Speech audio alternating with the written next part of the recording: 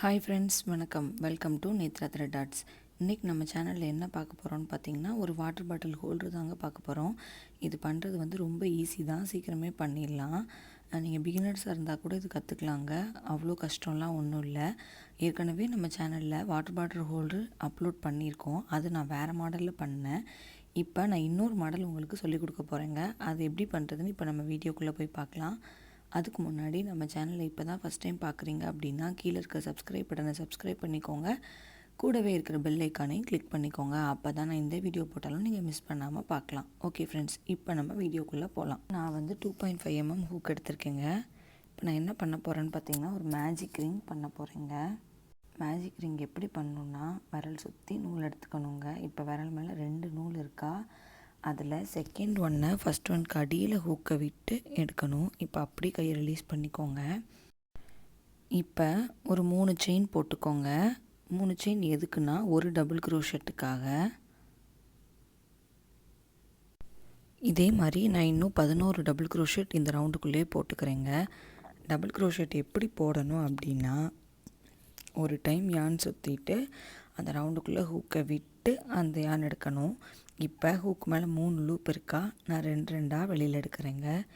இப்போ நான் ஒரு டபுள் க்ரோஷெட் போட்டுட்டேன். இன்னும் நான் 10 டபுள் க்ரோஷெட் இதே ரவுண்டுக்குள்ளே போடணுங்க.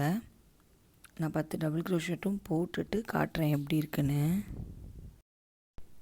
இப்போ பாருங்கள், நான் வந்து போட்டேன்.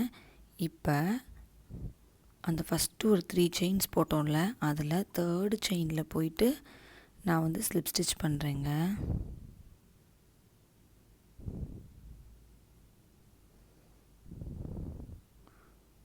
அவ்வளோதான். இப்போ நம்ம ஃபஸ்ட் ரவுண்டு முடிச்சிட்டோம். இப்போ அடுத்த ரவுண்டு என்ன பண்ண போகிறோன்னு பார்த்தீங்கன்னா, இதை அப்படியே நான் வந்து இன்க்ரீஸ் பண்ண போகிறேங்க. அதாவது ஃபஸ்ட்டு ஸ்டார்ட் பண்ணுறதுக்காக மட்டும் ஒரு 3 செயின்ஸ் போட்டுக்கோங்க. இதை வந்து டபுள் க்ரோஷெட்டாக கவுண்ட் பண்ணக்கூடாது, ஏன்னா அப்போ தான் நமக்கு வந்து ஃப்ளாட்டாக கிடைக்குங்க. அதுக்காக இப்போது நான் வந்து அந்த 3 செயின்ஸ் போட்டதுக்கு பக்கத்து செயினில் போயிட்டு நான் 2 டபுள் க்ரோஷெட் போடுறேன். ஒரே செயினில் 2 டபுள் க்ரோஷெட் போடணுங்க. இப்போ நான் அடுத்த செயினில் 2 போடுறேன். இதே மாதிரி இந்த ரவுண்டு ஃபுல்லாக போட்டோன்னா எனக்கு மொத்தம் 24 டபுள் க்ரோஷெட் கிடைக்குங்க. அந்த ஸ்டார்ட் பண்ணும்போது ஒரு 3 செயின்ஸ் போட்டோம்ல, அதை வந்து கவுண்ட் பண்ணக்கூடாது. ஓகேவா? இப்போ இந்த ரவுண்ட் ஃபுல்லாக போட்டுட்டு நான் காட்டுறேன் எப்படி இருக்குன்னு. இப்போ நான் போட்டேங்க. இப்போ அந்த ஃபஸ்ட்டு 3 செயின்ஸ் இருக்குல்ல, அதில் 3rd செயினில் போயிட்டு நான் வந்து ஸ்லிப் ஸ்டிச் பண்ண போகிறேங்க. இப்போ நான் ஸ்லிப் ஸ்டிச் பண்ணிட்டேன். இப்போ அடுத்த ரவுண்டு என்ன பண்ணணுன்னு பார்த்தீங்கன்னா, ஒரு 3 செயின்ஸ் போட்டு ஸ்டார்ட் பண்ணுங்க. சேம் இதே மாதிரி தான், அந்த 3 செயின்ஸை கவுண்ட் பண்ணக்கூடாது. இப்போ அடுத்து என்ன பண்ணணுன்னு பார்த்தீங்கன்னா, ஃபஸ்ட்டு செயினில் ஒரே ஒரு டபுள் க்ரோஷெட் போடணும். அதுக்கு அடுத்த செயினில் இன்க்ரீஸ் பண்ணணும். ஓகேவா? இப்போது ஃபஸ்ட்டு செயினில் ஒரே ஒரு டபுள் க்ரோஷெட் மட்டும் போட்டுக்கோங்க.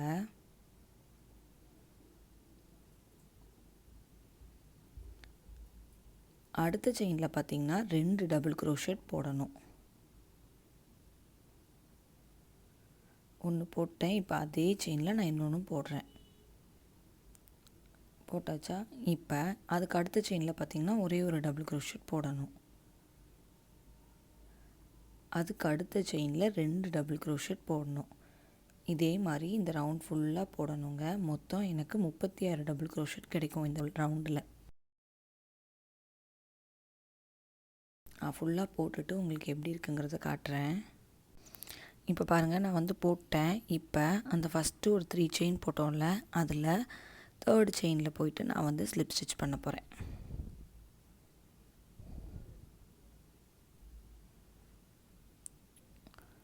அவ்வளோதான். இப்போது இந்த ரவுண்டு வந்து முடிச்சாச்சு.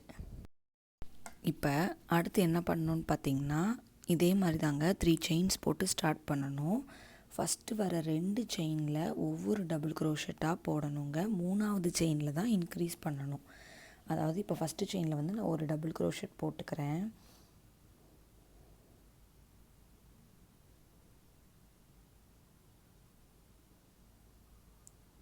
இப்போ அதுக்கு அடுத்த செயின்லேயும் ஒரு டபுள் க்ரோஷெட் போட்டுக்கோங்க.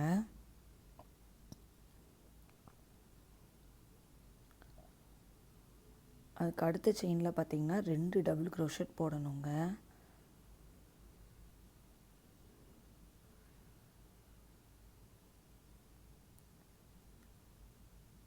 இதே மாதிரி இந்த ரவுண்ட் ஃபுல்லாக போட்டுக்கோங்க. இப்போ நீங்கள் உங்களோட பாட்டில் வந்து அந்த பாட்டிலோட அடிப்பகுதி வந்து கொஞ்சம் சின்னதாக இருக்குன்னா நீங்கள் இதுக்கு முந்தின ரவுண்டோடு ஸ்டாப் பண்ணிக்கலாங்க. இதெல்லாம் போடும்போது இந்த ஃப்ளாஸ்க்கு அந்த மாதிரி கூட இதை வச்சு நம்ம எடுத்துக்கலாம். இதில் அதோட பேஸ் வந்து கொஞ்சம் பெருசாக இருக்கும். அதுக்காக தான் நான் இந்த ரவுண்டு போடுறேன். உங்களுக்கு இல்லை சின்ன இதோட போதும், அதாவது உங்கள் பாட்டிலோட பேஸ் வந்து கம்மியாக தான் இருக்குன்னா இதுக்கு முந்தின ரோ கூட நீங்கள் ஸ்டாப் பண்ணிக்கலாம். நான் இந்த ரவுண்ட் ஃபுல்லாக போட்டுட்டு உங்களுக்கு எப்படி இருக்குங்கிறத காட்டுறேன். இப்போ பாருங்கள், நான் வந்து முடிச்சிட்டேன். இப்போ ஸ்லிப் ஸ்டிச் பண்ண போகிறோம். அதாவது அந்த 3 செயின்ஸ் போட்டோம்ல, அதில் 3rd செயினில் போயிட்டு நான் வந்து ஸ்லிப் ஸ்டிச் பண்ணிடுறேன். அவ்வளோதான். இப்போது நம்ம பாட்டில் ஹோல்டரோட பேஸ் முடிச்சிட்டோம். இப்போ அடுத்து என்ன பண்ண போகிறோன்னு பார்த்திங்கன்னா, இப்போ நெக்ஸ்ட்டு நான் என்ன பண்ண போகிறேன்னு பார்த்திங்கன்னா செல் ஸ்டிச் போட போகிறேங்க.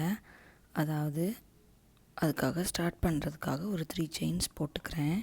இது வந்து ஒரு டபுள் க்ரோஷெட்டுக்காக இன்னும் 4 டபுள் க்ரோஷெட் அதே செயினில் நான் போட்டுக்கிறேங்க. 5 டபுள் க்ரோஷெட் சேர்ந்தது ஒரு செல் ஸ்டிச்சுன்னு சொல்லுவோம். அதே செயினில் 5 டபுள் க்ரோஷெட்டும் போடணுங்க.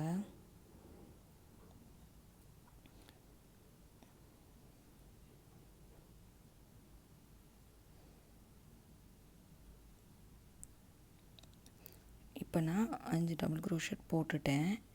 இப்போ அதுக்கப்புறம் என்ன பண்ணணுன்னு பார்த்திங்கன்னா ஒரே ஒரு செயின் போட்டுக்கோங்க. போட்டுட்டு கீழே வந்து 5 செயின் ஸ்கிப் பண்ணணுங்க. 1 2 3 4 5 ஸ்கிப் பண்ணிவிட்டு 6வது செயினில் 5 டபுள் க்ரோஷெட் போடணும். ஒரு டபுள் க்ரோஷெட் போட்டுட்டேன். இப்போ 2வது போடுறேன். 3வது 4 5. இப்போ நான் 5 டபுள் க்ரோஷெட் போட்டேன்னா இப்போ மறுபடியும் அதே மாதிரி தான் ஒரே ஒரு செயின் போட்டுக்கணும். கீழே 5 செயின் ஸ்கிப் பண்ணணுங்க. ஸ்கிப் பண்ணிட்டு 6வது செயினில் 5 டபுள் க்ரோஷெட் போடணும். இதே மாதிரி இந்த ரவுண்ட் ஃபுல்லாகவே போடணுங்க. நான் ஃபுல்லாக போட்டுட்டு காட்டுறேன் உங்களுக்கு எப்படி இருக்குன்னு. இப்போ பாருங்கள், நான் வந்து போட்டேங்க. இப்போ ஒரு செயின் போட்டுட்டு ஃபஸ்ட்டாக ஒரு 3 செயின்ஸ் போட்டோம்ல, அதில் 3rd செயினில் போயிட்டு நான் வந்து ஸ்லிப் ஸ்டிச் பண்ணிக்கிறேன். அவ்வளோதான். இப்போ நான் அடுத்த ரவுண்டு என்ன பண்ண போகிறேன்னு பார்த்திங்கன்னா, கொஞ்சம் இதே மாதிரி செல் ஸ்டிச்சே போட போகிறது இல்லைங்க, கொஞ்சம் நம்ம வித்தியாசமாக பண்ண போகிறோம். அதாவது இப்போ இந்த செல் ஸ்டிச்சோட சென்டரில் தான் நம்ம ஒர்க் பண்ணணும். அப்போ சென்டரில் போகணுன்னா 2 வாட்டி ஸ்லிப் ஸ்டிச் போடணுங்க. இப்போ நான் ஃபஸ்ட்டு செயினில் ஒரு ஸ்லிப் ஸ்டிச் போட்டேன். இப்போ அடுத்த செயின்லேயும் நான் ஒரு ஸ்லிப் ஸ்டிச் போட்டுட்டேன். இப்போ பார்த்திங்கன்னா ஒரு 3 செயின் போட்டுக்கிறேன். இது வந்து ஒரு டபுள் க்ரோஷெட்டுக்காக. அதாவது செல் ஸ்டிச்சோட சென்டரில் ஒரு டபுள் க்ரோஷெட் போடணும், அதுதான் கணக்கு. ஓகேவா? இப்போது இந்த 2 செல் ஸ்டிச்சுக்கும் நடுவில் ஒரு செயின் போட்டோம்ல, அந்த செயினில் வந்து வி ஸ்டிச் போடணுங்க. அதாவது வி ஸ்டிச்னால் என்னென்னா, இப்போ எப்படி பண்ணுறதுன்னு நான் சொல்கிறேன். அதாவது இந்த ஸ்பேஸில் போயிட்டு ஃபஸ்ட்டு ஒரே ஒரு டபுள் க்ரோஷெட் போட்டுக்கோங்க. போட்டுட்டு இப்போ நான் டபுள் க்ரோஷெட் போட்டுட்டேன். இப்போ 3 செயின் போட்டுக்கோங்க. போட்டுட்டு மறுபடியும் அதே ஸ்பேஸில் டபுள் க்ரோஷெட். இது தாங்க வி ஸ்டிச்சுன்னு சொல்லுவாங்க. ஓகேவா? இதில் வந்து நெக்ஸ்ட் என்ன பண்ணணுன்னு பார்த்திங்கன்னா, அந்த செல் ஸ்டிச்சுக்கு சென்டரில் ஒரே ஒரு டபுள் க்ரோஷெட் சொன்னேன்னா அதுதான் இப்போ நான் போட போகிறேன். கரெக்டாக சென்டர் பார்த்துக்கோங்க. 3rd செயின் வரும், அதில் போயிட்டு ஒரு டபுள் க்ரோஷெட் போட்டுக்கோங்க.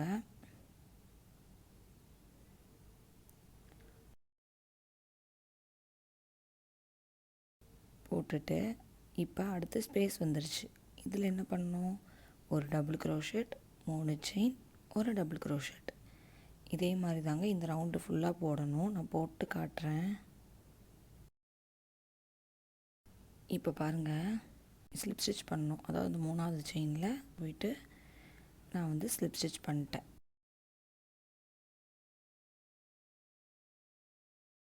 அவ்வளோதான். இப்போ இந்த ரோ முடிஞ்சிருச்சு. இப்போ அடுத்து என்ன பண்ண போகிறோன்னு பார்த்திங்கன்னா, திருப்பி இந்த செல் ஸ்டிச் ரோவை தான் மேலே போட போகிறோம். அதாவது இது அப்படியே மாறி மாறி வர மாதிரி.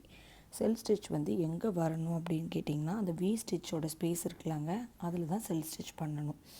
இப்போ அந்த வி ஸ்டிச்சுக்கு போகிற ஸ்பேஸ் வரைக்கும் நம்ம வந்து ஸ்லிப் ஸ்டிச் போட்டு போய்க்கலாம்.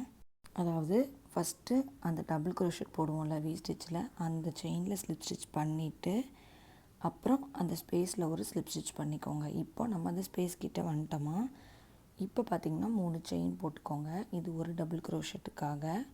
இன்னும் 4 டபுள் க்ரோஷெட் இதே ஸ்பேஸில் போடணும். அப்போது நமக்கு ஒரு செல் ஸ்டிச் வந்து கிடச்சிரும். ஓகேவா?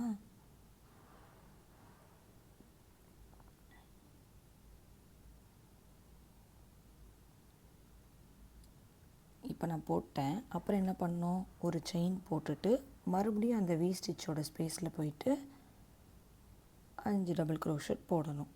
மறுபடியும் ஒரு செயின் போட்டு அடுத்த வி ஸ்டிச்சோட ஸ்பேஸில் போடணும். இதே மாதிரி இந்த ரவுண்ட் ஃபுல்லாக போட்டுக்கோங்க. நான் போட்டு காட்டுறேன் உங்களுக்கு எப்படி இருக்குன்னு.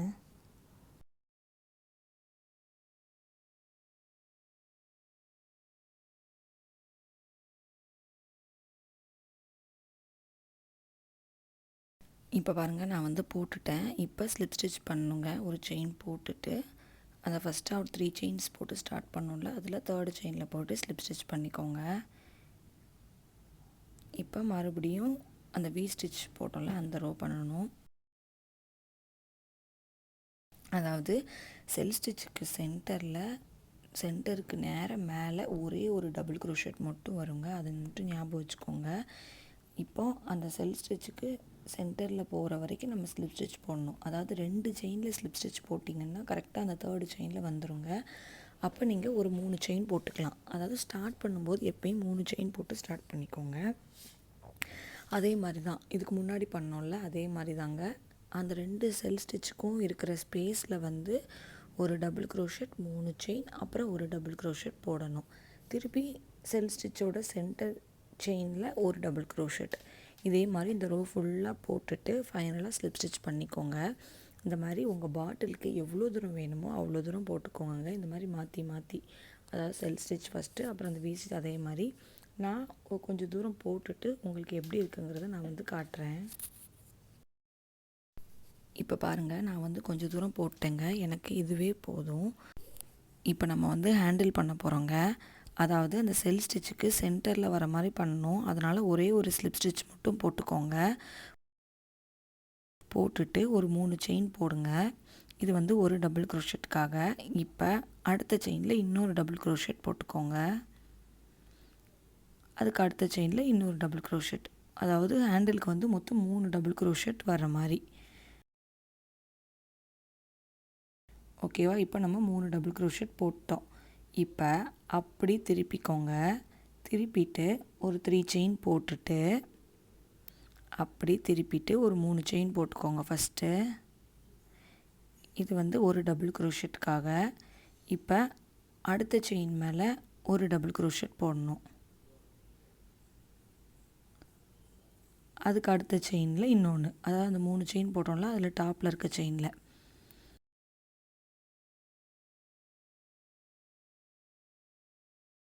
இப்போ 3 டபுள் க்ரோஷெட் போட்டோமா. இப்போ இதே மாதிரி தான் மறுபடியும் திருப்பிட்டு 3 செயின் போட்டு ஸ்டார்ட் பண்ணிங்கன்னா 2 டபுள் க்ரோஷெட் போடணும். அதே மாதிரி உங்களுக்கு வந்து ஹேண்டில் வந்து எவ்வளோ தூரம் வேணுமோ அவ்வளோ தூரம் போட்டுக்கோங்க. போட்டுட்டு நான் எப்படி முடிக்கணும் அப்படிங்கிறத நான் வந்து காட்டுறேன். நான் வந்து ஒரு 70 ரோஸ் இதே மாதிரி போட்டேங்க. அதாவது 3 டபுள் க்ரோஷெட்டாக ஒரு 70 ரோஸ் போட்டேன். உங்களுக்கு வந்து அதை விட சின்னதாக வேணும்னா கொஞ்சம் கம்மி பண்ணிக்கோங்க. ஃபுல்லாக போட்டு உங்களுக்கு காட்டுறேன் எப்படி இருக்குன்னு. இப்போ பாருங்கள், நான் வந்து போட்டேன். இப்போ இதை வந்து எப்படி முடிக்கணும்னா, அந்த ஹேண்டில் வந்து கரெக்டாக எடுத்துக்கோங்க. இல்லைனா திரும்பி வச்சு தைச்சிட்டிங்கன்னா உங்களுக்கு தோளில் போடும்போது அசிங்கமாக இருக்குங்க. ஸோ கரெக்டாக எடுத்துகிட்டு எங்கே ஸ்டார்ட் பண்ணமோ அந்த செல் ஸ்டிச்சுக்கு கரெக்டாக எதிர வர செல் ஸ்டிச்சில் போயிட்டு நம்ம வந்து ஸ்லிப் ஸ்டிச் பண்ண போகிறோங்க.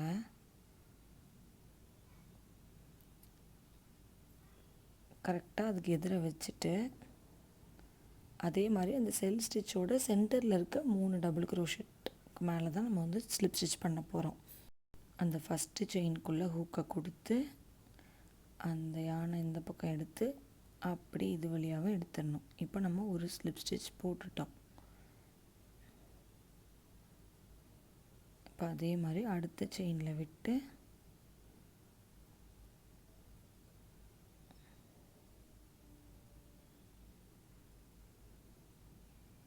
அப்படி ஸ்லிப் ஸ்டிச் பண்ணிக்கோங்க. இப்போ தேர்ட் செயினில்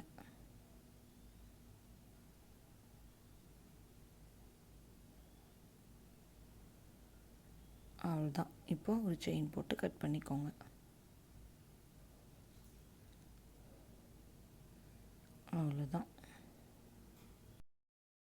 அவ்வளோதான். இப்போ நம்ம பாட்டில் ஹோல்டர் வந்து ரெடி ஆகிடுச்சுங்க.